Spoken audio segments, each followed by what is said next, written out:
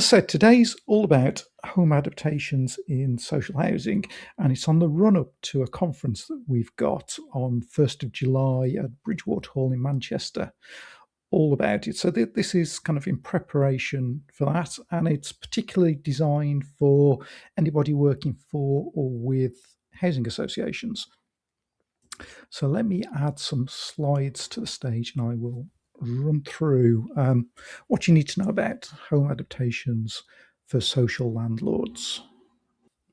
And it's we're kind of looking at this and we're doing the conference because this is, I think, kind of the key fact that over half of all social housing is home to somebody with a long-term health condition or disability. So in social housing in particular, I think it's kind of particularly important that adaptations are a key part of decisions, not just in terms of the aids and adaptations teams, but more broadly across what housing associations and landlords do. And a key part of that is obviously how they work alongside local authorities. And that this was this June, it's on my birthday last year, the spending review announced 39 billion funding boost for social and affordable homes. So that's obviously a lot of new houses built, primarily by housing associations, some by local authorities across the country. But I think what tends to be built is either this kind of general needs housing that doesn't have a level access shower, doesn't have any handrails, grab rails, alarms, or anything fitted that might allow somebody with a health condition or disability to live there safely, or you get extra care schemes or specialist housing, which has more handrails, grab rails, showers, alarms, features than you can shake a stick at. And I think that kind of shows that there's kind of something wrong with the way we're looking at the way we're developing housing, because there's got to be somewhere in the middle that isn't kind of retirement or extra care housing that has all of these things that are incorporated now, and isn't your kind of general needs standard housing that doesn't have any features, and perhaps again something in the middle that's also multi-generational. If you've kind of listened to the last Foundations Live, we were talking about supporting for people in the communities rather than moving into retirement housing. And when new build housing probably doesn't meet those needs, it does become a little bit more tricky. So that's why we're holding the conference in Manchester. It's on the 1st of July at Bridgewater Hall, and tickets are available now. So I'll leave the QR code on the screen in case you want to book while I'm talking. And so I'll start by talking about DFGs. So for any of you that aren't familiar with DFGs, it stands for Disabled Facilities Grant, and it's pretty much what it says on the tin. So it's a grant, so you're giving money, which is mandatory but means tested, which we'll get onto, for facilities in the home of somebody with a disability. So very much what it says on the tin. But the other thing that I think we've kind of been saying for a number of years is that it's a little bit like Monopoly, in that there's a set of rules set out in the legislation and in the regulations and in the guidance that set out how DFG should work, but it's not always the case that it's fully followed within every local authority. There's always elements of custom and practice that don't always, and I'll discuss one of these in a little while, don't always align with what the legislation and kind of case law actually says. But if we go back to the legislation, there are always 4 key elements to a robust DFG decision. You always have to have an applicant, a disabled occupant, you have to have eligible works, and then an amount of grant. And it's how you work out how those 4 things apply that decides if somebody gets an adaptation and whether it's paid for. So in terms of the applicant, as we're talking about social housing, I'm going to be focusing particularly on applicants in social housing. And this is important because the regulator of social housing, which came into existence following the Grenfell tragedy and has been in existence for a couple of years, set out some consumer standards. And including the consumer standards are a number of statements around home adaptations or kind of accessible homes that landlords must clearly communicate and say how they will help tenants seeking to adapt their homes. They must assist tenants to access services to help them adapt their homes, and they must collaborate with local authorities and other services in that process. So, in theory, at least, the regulator should be checking when they do their inspections. I've only seen it mentioned in one inspection report, so whether this happens or not, I'm not entirely sure. But these are the things that the regulator should be checking as part of their inspection regime. And in terms of social housing, there are two options of who can apply for a grant. It can either be the landlord or it can be the tenant. And the rules work a little bit differently depending on who makes the application. But traditionally, the vast majority of DFGs in social housing, the tenant has made the application and continues to make the application.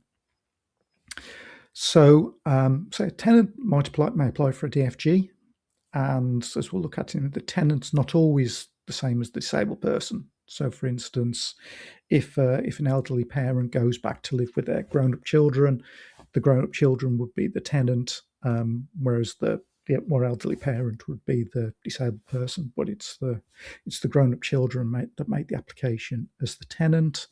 And if there are any shared ownership properties, shared owners are treated as tenants in terms of DFG applications. The property, there must be the only or main resident of the disabled person. That's kind of one of the key requirements. The tenant must intend that the disabled person will live there for 5 years or more from the date when the works are completed.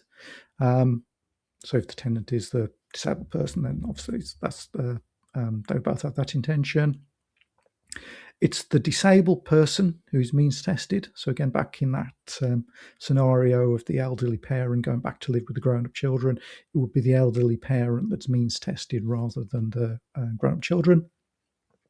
And an application can't be made by a person from abroad or anyone under 18 years of age, and the landlord must agree. And this is the process that typically happens for tenants making an application. So it starts off with the tenant needing adaptations to their home. They would go to social services, typically to ask for help, probably then go onto a waiting list after a kind of triage process. Some point in the future, there would be social care OT or OTA goes out and assesses the situation, passes that referral on to the housing team, do the means test and design the scheme. And the housing team would then seek the landlord's consent, which may be 6, 12, maybe 18 months after that initial request from the tenant. Then the landlord may or may not give permission. We'll talk about that a little bit later. Housing team would request the asbestos report from the landlord and any other details they need for their CDM plans. Housing team will get estimates from their list of builders. Housing team again apply for the DFG on behalf of the tenant or applicant. Local authority would approve the DFG, notify the tenant and the contractor, and the housing team would supervise the work, inspect and sign off the works, pay the contractor, and hopefully notify the landlord that the works have been completed at the end of the job so that they know they've then got an adapted property in their housing stock. So that's typically how the process works for tenants.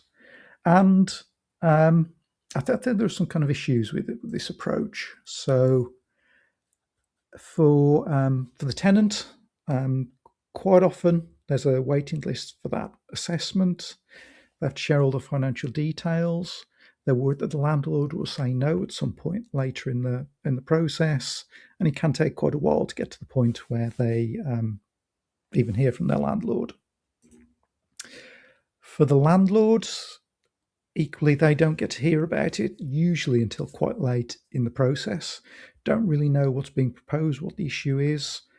Expected to agree major changes to their property with very little discussion. Might have issues about how it might affect future lettings.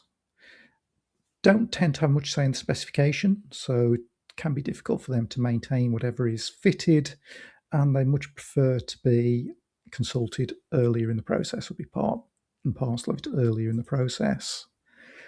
And then for local authorities, no, they have to means test, but recognise it can slow things down.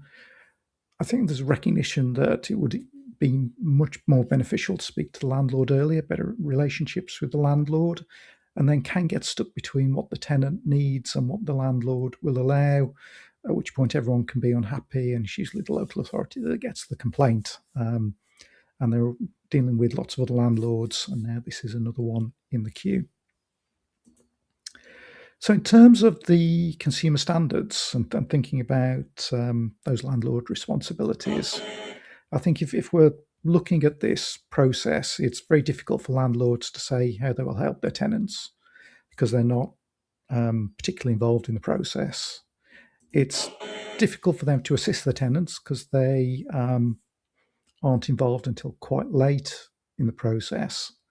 And that lack of collaboration means it becomes much more difficult to work with local authorities and others because they haven't got much skin in the game in terms of the whole process.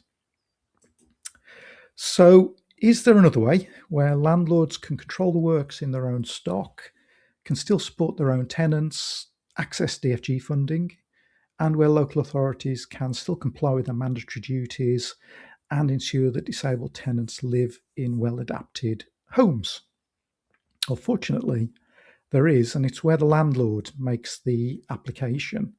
And this has been in the legislation ever since DFGs were introduced back in 1989, 1990, so 37 years now nearly. But they're very, very rarely used, or have been very rarely used in the past, because I think there's been a tendency for everybody to go through the same process and thinking that DFGs are tenure neutral. And if you look at the legislation and the regulations, DFGs apply to every tenure, but they definitely apply differently to every tenure, which I won't go into the detail of that today. But owners, tenants, council housing tenants are all dealt with slightly differently, even though the legislation applies to them all. So landlords' applications. So a landlord can apply for a DFG. The property must still be the only or main residence of the disabled person, and the landlord must intend that the disabled person will live there for 5 years or more from the date when the works are completed. And through this route, the means test doesn't apply. So if I take you through what this process could look like, and this is probably the slickest version of what it could look like. There's some variation I'll kind of talk through as we go through it. But through this route, rather than going to social services, the tenant would go directly to their landlord and request help. The landlord may have their own OT, which some housing associations do. They may use private OTs. They may have an agreement with social services to carry out the assessments. And then the landlord can design and specify the scheme themselves.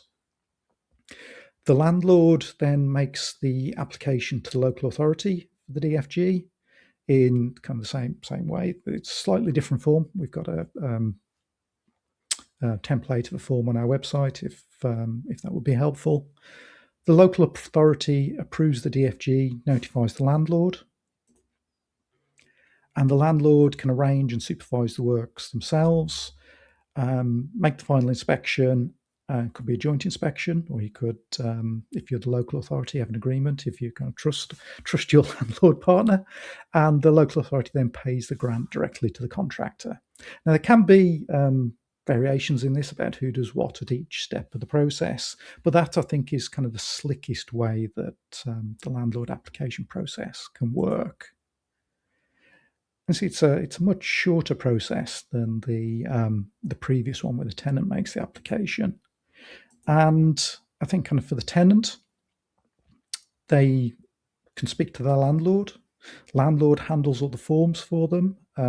Means test isn't required, and works can potentially start much more quickly. For the landlord, they're involved from the very first point of contact with the tenant rather than through social services. And one of the things that we've seen is if the landlord has the first conversation, they can also have a discussion about housing options and whether the existing property is the best long-term option. And what we've seen from local authorities and landlords that have taken this approach is if that conversation happens first, it's much more likely that a tenant would consider another property or another move. Because if they've kind of been told they have to kind of wait for an assessment, and they wait for the assessment, and somebody says, oh, you can have a level access shower, then they're much more resistant then to thinking about moving because somebody's told them they can stay and have the adaptation, even if the landlord doesn't agree with it at some point in the future. So it does make those housing options conversations a lot more straightforward, I think. The landlord, as I say, can handle the DFG application themselves. They can use a specification that they're happy with, that they have kind of stocks of taps, showers, sinks, whatever, that extract fans that they've got the parts to replace if they go wrong, so it's much easier to maintain it afterwards. And that they can also put a bit more money into slightly raise the specification of the scheme in some cases, so that it's there not just for the current tenant's needs, but it's also going to remain as an accessible bathroom or other adaptation well into the future. And because the landlords led the process, they know exactly what's being done in their property.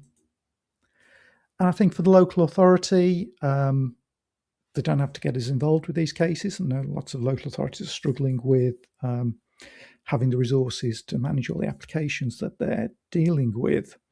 And they don't have to chase for consent. The landlord is already leading the way in terms of making the application. So there's not lots of the chasing for consent and for things like asbestos surveys that typically happen with a tenant's application. And because the landlord is leading it, they can recognise that it will be looked after and reused in the future. So potentially the next tenant that moves in will also get value from it and won't be looking for another DFG themselves, potentially. So definitely means that landlords can clearly communicate to the tenants how they will help them. They can very much assist them with going through the process of adapting their home, and they can collaborate much more easily with local authorities and other partners, which is what's required under the consumer standards. So some benefits, I think, in terms of the landlord applications, and have talked about some of these, but I think a key one is early engagement. So landlords can speak to the tenant first and discuss whether a move might be a better option. There's no means testing. But the quid pro quo for that is that the local authority can have nomination rights for the next 5 years. So you will know that this bathroom, this home, is going to be used by somebody else, even if the current tenant doesn't need it in the future. So you're investing in the accessibility of the stock in your local area, rather than just providing a bathroom or a stair lift or whatever for the current tenant. So the landlord is in control of the specification, so they can also design for the long term. Makes the control of asbestos and CDM issues much easier because the landlord will have a lot of this information anyway. And the other thing is that the landlord can claim fees as part of the DFG application to cover the costs of doing this. So it does make it a sustainable process for landlords as well as local authorities.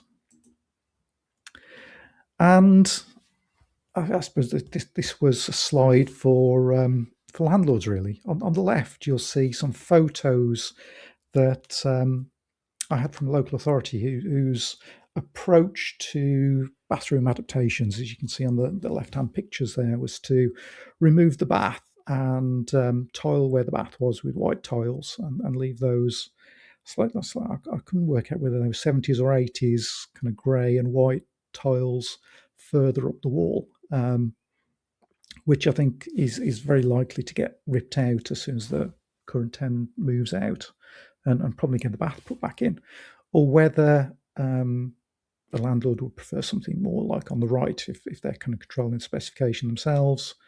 I know some local authorities are much better on specification as well, but having something that's there for the long term and is really going to improve the accessibility of the stock well into the future. And I say it's always been part of the legislation, but hasn't been used all that much in practice. And we'd like to see used a lot more, because I think certainly, as you've seen in terms of the consumer standards, and I think in terms of the benefit for tenants, it makes it a much more beneficial process for everybody involved. And at the conference on 1st of July, we've got some examples of local authorities and landlords that are working together in exactly this manner. And they'll be talking about some of the advantages they've seen and how they've been able to work together better and deliver much better and speedier adaptations for the tenants living in their area. So that was the who's the applicant. The next bit is the disabled occupant. And for a disabled occupant, you have to have a disabled person who lives in a dwelling or a caravan or a houseboat. Probably not many caravans or houseboats in the social housing stock, but a disabled person in a dwelling is your disabled occupant. And they have to have a substantial and long-term disability to be eligible under the legislation. And for most people, these figures are a little bit old now, but I don't think they've changed significantly. For the vast majority of people, it's their primary impairment is a physical disability.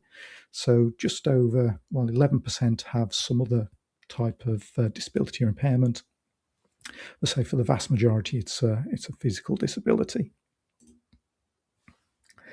So if we move on to the eligible works,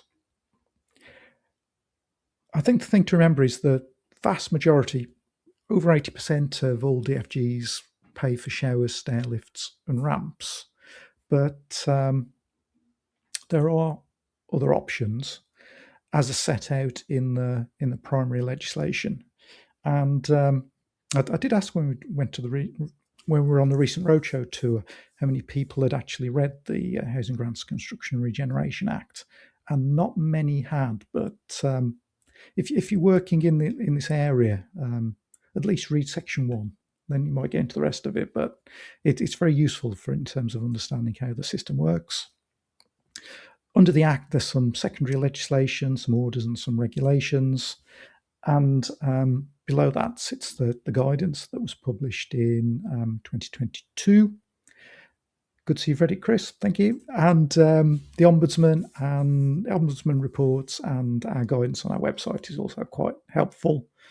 And sitting alongside that is some case law, which again is really useful in terms of understanding exactly how the legislation should apply. I think they've probably been since 1990, and I don't think these are exact figures because back in the day the figures are a little bit more difficult to get, but I reckon there's probably been about 1.5 million DFGs approved, maybe getting towards 2 million over the years, and only 4 cases have ever gone to judicial review. So it's worth having a read of those because they are really helpful in terms of understanding how you should apply the legislation. And one of the things that the judge said, and this was back in 2020, was the existence of mandatory grants is extremely rare, and the mindset of the decision-making authority must not be to search for grounds to refuse the grant. Which basically says if you can say yes, you probably should say yes. And I think how hard you have to search for grounds to refuse a grant probably depends on how well you know how the rules work. So just wanted to go through those relatively quickly and just kind of outline them, because there's one in here that lots of people reference and probably get wrong 99% of the time. So the 4 steps in the decision-making process for eligible works are: 1, is it an adaptation?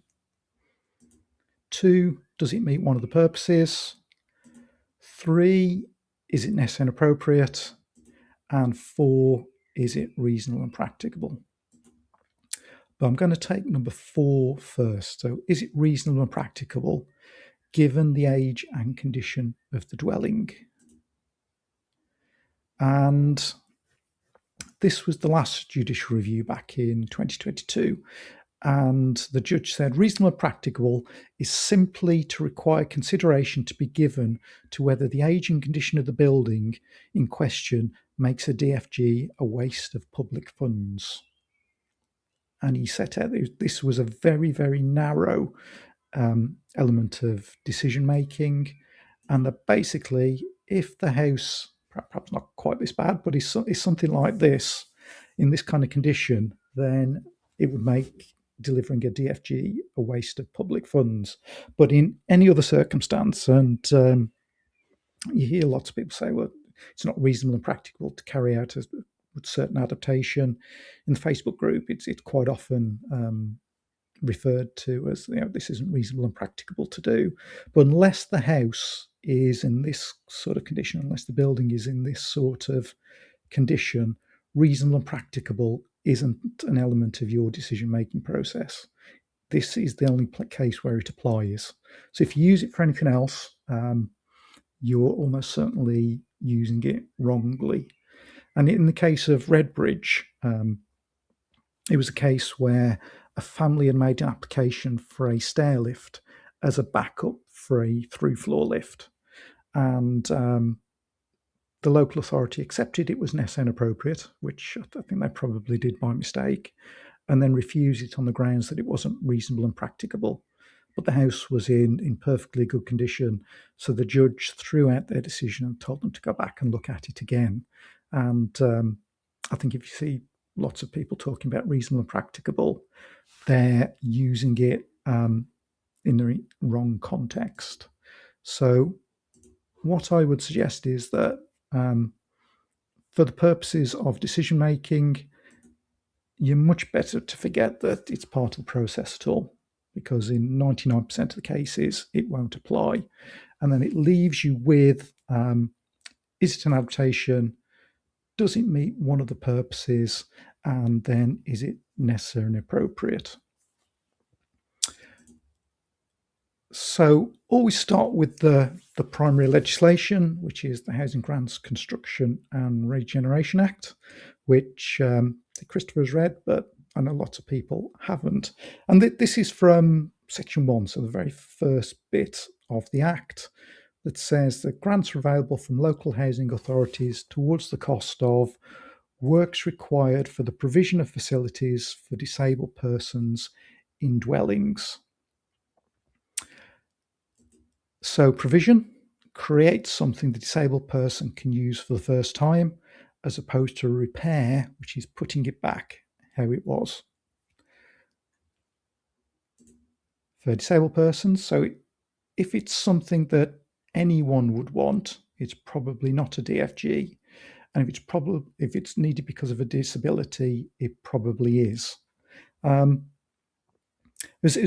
had a case where reasonable practical, that 1%, somebody sent in a case study or a question last week. It was about a park home that was basically falling apart, and in that case, it wouldn't have been reasonable and practical to carry out the grant because basically the roof was falling in and it was about to fall apart. But they'd asked for some works to develop a plot of ground for a new park home, but the works weren't necessarily just for a disabled person. It was what anybody would need to have a park home on that site. So it was very different to being for a DFG, and it wasn't for an existing property either. But in terms of this, is it an adaptation or repair?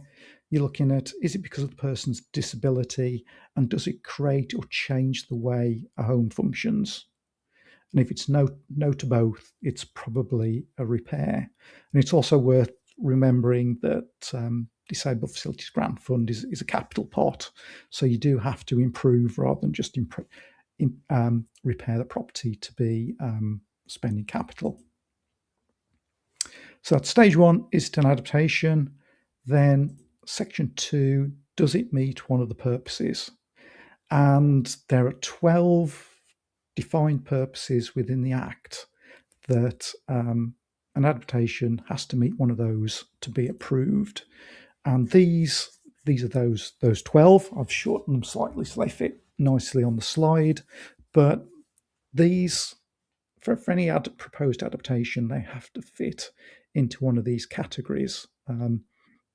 Making the home safer is a little bit, it can be a little bit of a catch-all, but it still does need to be an adaptation. So you can't just generally make the home safer because a disabled person is there. It does have to relate to their disability. And then the next and final stage is it necessary and appropriate? And this is also where cost comes in.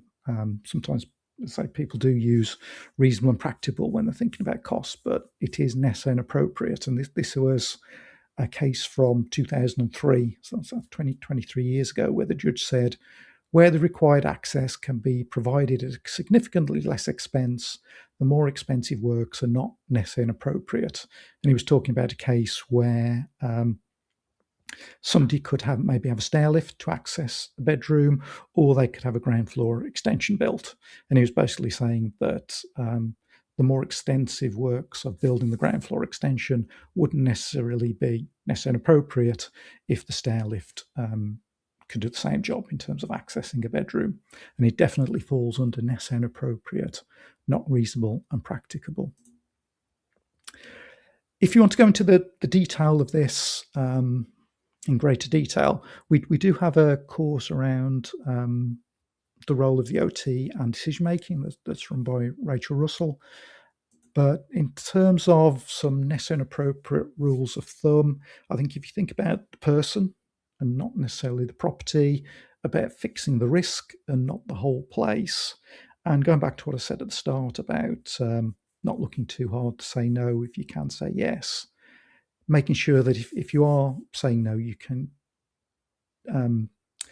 explain your decision in one clear sentence. If you need kind of 2 sides of A4, then you're probably looking too hard to say no. But at the end of the day, and certainly I think probably more so in social housing than maybe in owner-occupied properties sometimes, the most common adaptations are still removing the bath and putting in a level access shower, installing a stair lift to get up the stairs, and installing a ramp to get in and out the property or into the garden. And not forgetting that local authorities always have discretion to consider exceptional cases and not to fetter their discretion as part of the regulatory reform order that came in 2003 as well. But at the end of the day, even though that's the decision-making process for DFGs, landlord could still say no and think or consider that a particular adaptation isn't the best use of their stock and withhold their permission. But a landlord can't do that unreasonably. They must assess the request properly, certainly if they're going to refuse it. Again, they must give clear reasons and move at a sensible pace in terms of making that decision. And these were some views from the Social Housing Ombudsman, who produced a report back in January 2025, saying that landlords should have an effective and up-to-date adaptations policy. Once they've received an OT report or a landlord certificate to sign, they should carry out a feasibility survey, make informed decisions on whether they feel the works are practical for them, which is different to the reasonably practical bit of the DFG legislation, and also communicate decisions reasons clearly and in good time. And where landlords get in trouble, and they have from time to time with the Ombudsman, and it's kind of one particular case where a resident or a tenant had asked for an additional toilet, and the landlord hadn't taken the time to properly understand the request, hadn't addressed the real issue, and didn't use its own policy, and they were ordered to pay £1,000 and explain to the resident what they would do next. So landlords can get in trouble through the Social Housing Ombudsman if they don't do that correctly.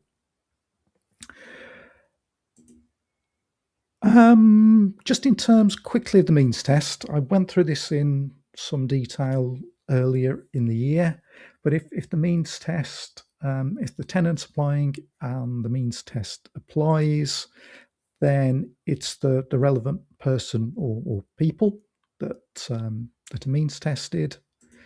And just give you some examples of what the relevant person, although I think it would be better to say relevant people. So if Sam is 52, lives alone in his own flat, he'd be the relevant person and his incomes and savings are checked. If it was Dean living together with his wife as a couple and he needs a stair lift, both of them would be part of the means test. And Mary, that's kind of the older parent moving in with the grown-up children I spoke about earlier, she would be means tested and be the relevant person. Who isn't means tested?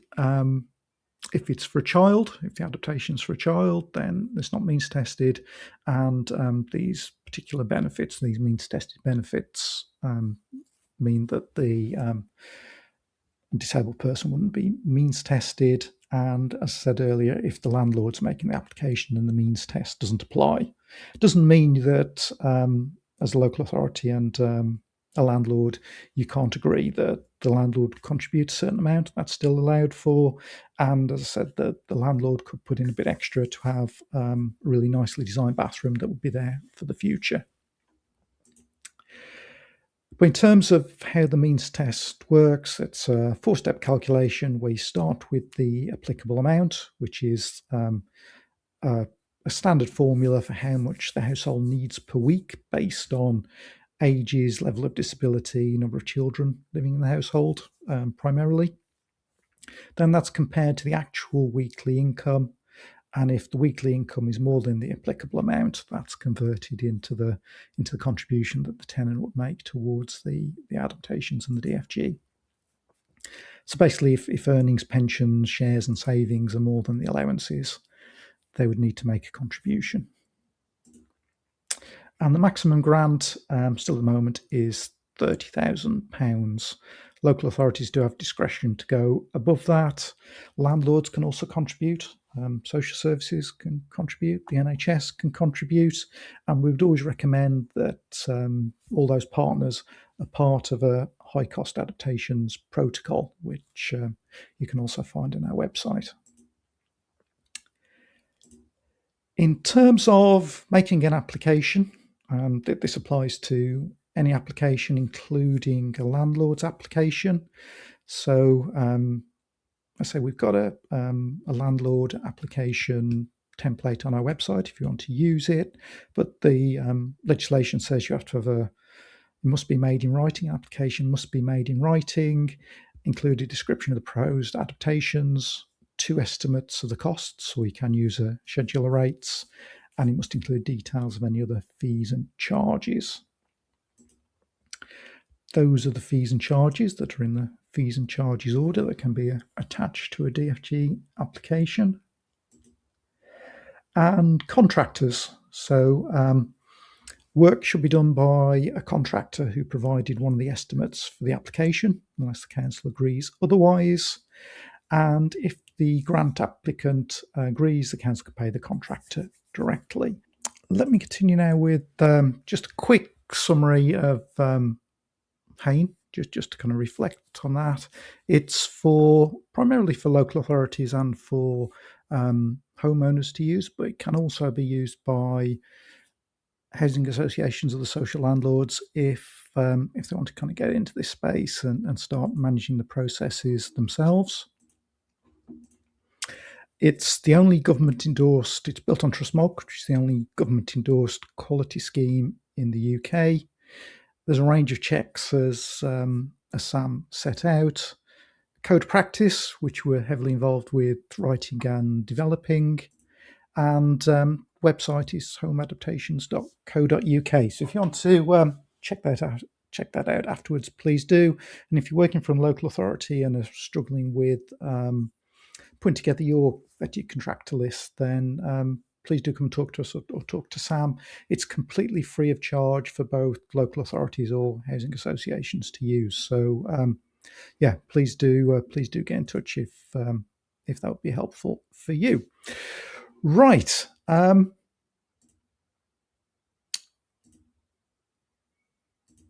just whiz through these, but it's got some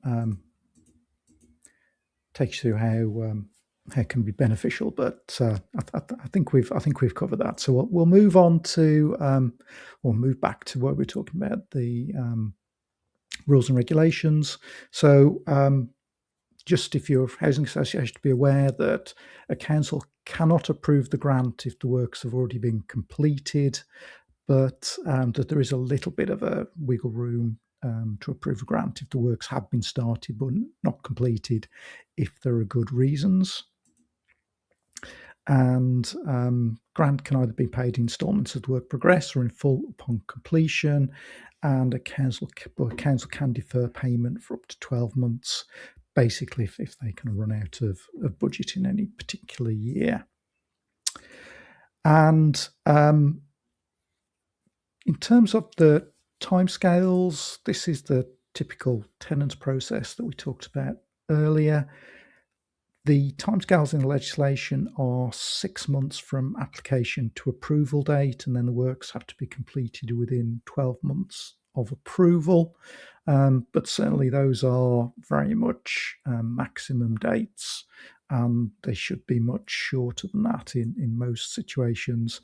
And these are the best practice timescales from the DFG guidance that talk about 130 working days for the majority of adaptations to be completed.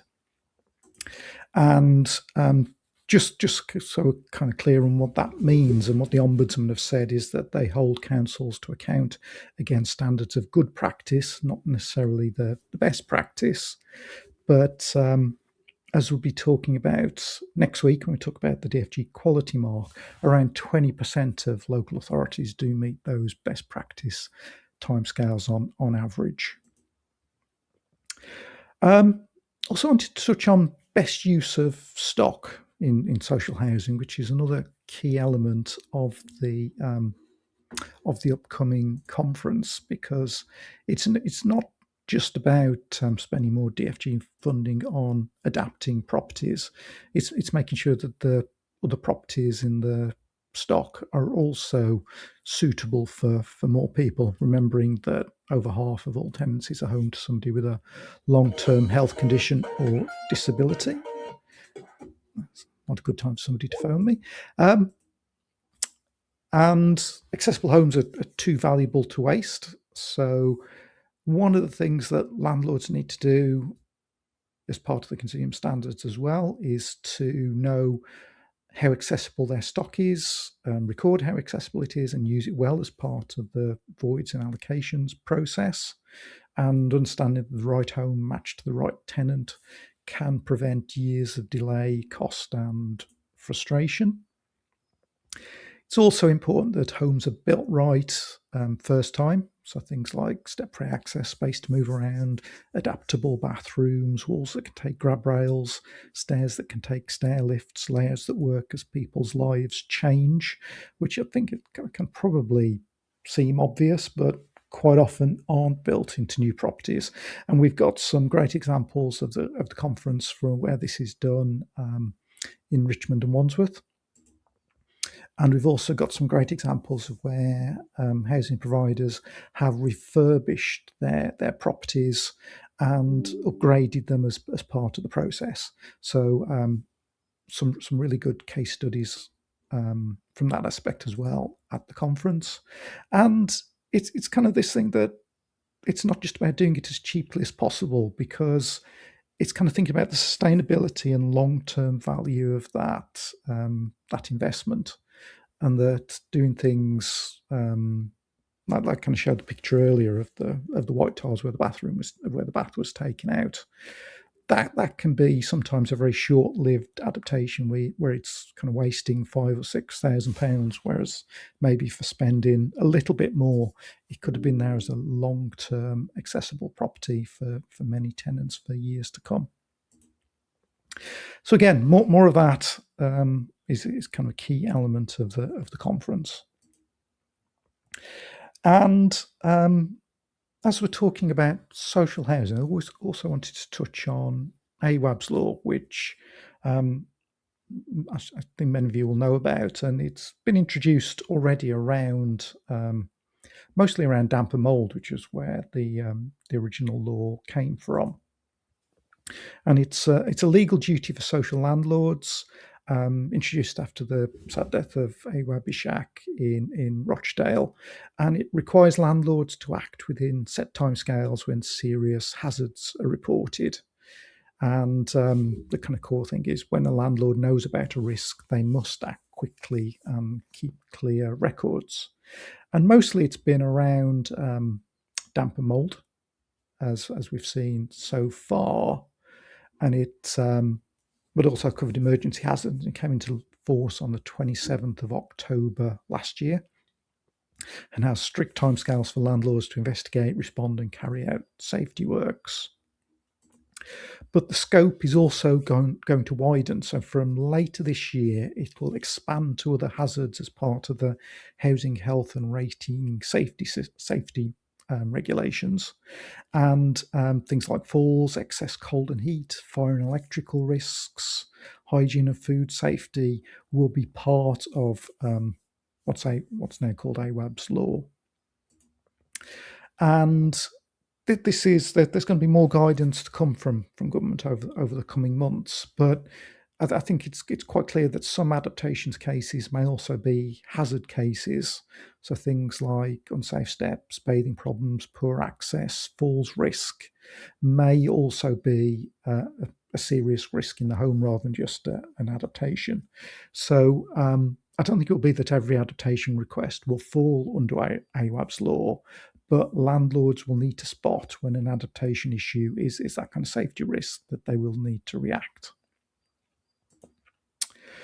And then landlords will need clear routes to consider that as part of repairs, housing management, adaptations, any OT services, how they work with DFG teams and contractors, because it's clear that tenants shouldn't be left waiting. So that will come in later in the year. And I think kind of the key question for landlords or social housing providers will be moving away from, is this an adaptations issue, to thinking, is there a known risk here? Is there a severe risk of somebody slipping, falling that we need to address under AWAB's law, maybe, rather than under their current aids and adaptations policy? So the kind of example here is where a level access share may be a longer term answer, but if somebody's falling now, the landlord may need to address the short term risks as well under AWAB's law. So again, just a quick reminder that love to see lots of you on 1st of July in Manchester. I did see that we got some questions in the chat. I had starred some of them, so let's have a look at a few of those. So One from Karen saying many families contact the landlord prior to making a referral to us, but to get told they need an OT assessment recommendation from social services. And I kind of see this quite a lot where I think it's where I said earlier that there's little awareness of the landlord making the application. So please do refer them to the recording of this, or ask them to get in touch. We have a regular ongoing meeting with a number of housing associations now. So if they want to join that group and work through what that means, then we're happy to support them with that. And it'd be great to see them on the 1st of July. And similarly with Adele, yeah, if you've got housing associations who aren't aware that they can go through this process, please do put them in touch with us. We'd be happy to speak to them. And one from Linda talking about can the landlord ask the local authority to complete the specification, organise and manage the application on their behalf through a landlord grant? Yes, I mean that was one of the options that that they could ask the local authority agency service to do that for them. That's perfectly admissible. And what was the other one?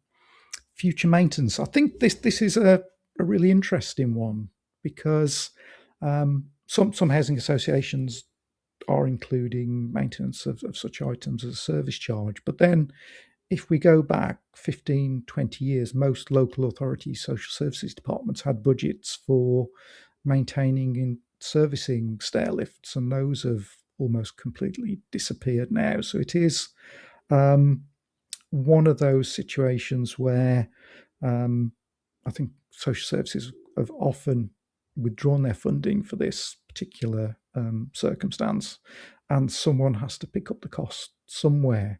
And it's similar to the high cost adaptations protocol I mentioned earlier. If different partners can get together and think more jointly across an area about what's required and who funds what and who has requirements in different areas, then it's something that is really helpful. So that was that's the conference, 1st of July, Manchester. It'd be great to see you there. Tickets are on sale now. But one of the things I just did want to mention, I've got you here this afternoon. At the recent round of roadshows, we had a presentation from Stana who were talking about customer feedback and about how they get significantly higher levels of feedback.